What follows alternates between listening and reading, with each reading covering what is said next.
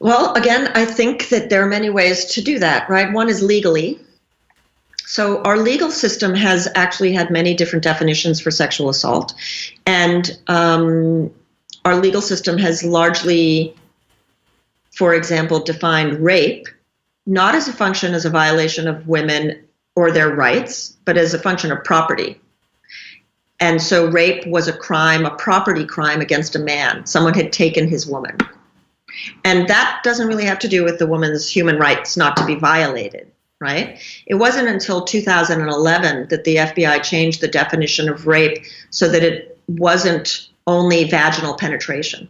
So technically, according to the FBI's definition of rape, boys and men couldn't be raped before 2011. That's not very long ago, right? Right. In the United States, it was not illegal for a man to rape his wife until 1993. That was the last marital rape law. In the United States, Black women technically couldn't be raped for a large section of our history because they were slaves. So what's interesting to me about sexual assault in the law is that it's often a reflection of what we think of citizenship. How do we define citizenship?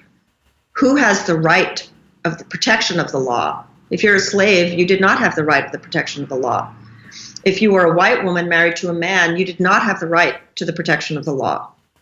And so the definition of sexual violence in the law as it changes is also a changing definition of how we perceive people as citizens.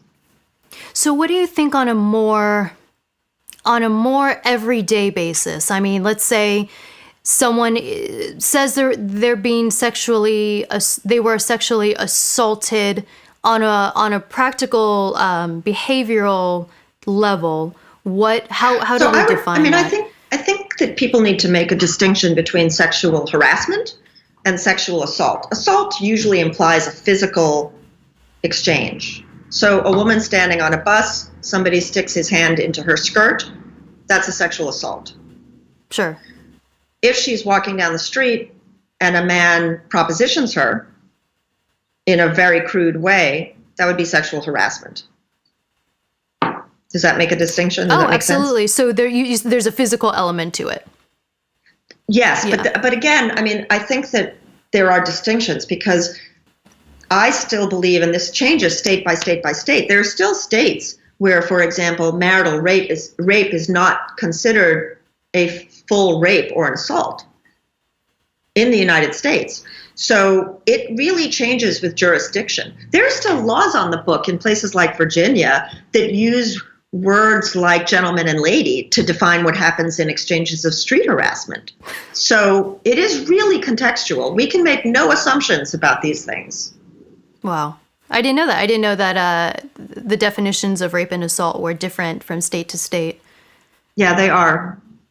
Hey everyone, thanks so much for watching the episode. If you're interested in contributing to the conversation and supporting the show, there's 2 easy things you can do. 1, click subscribe, and 2, visit our Patreon page where you get exclusive access to the Exploring Minds community.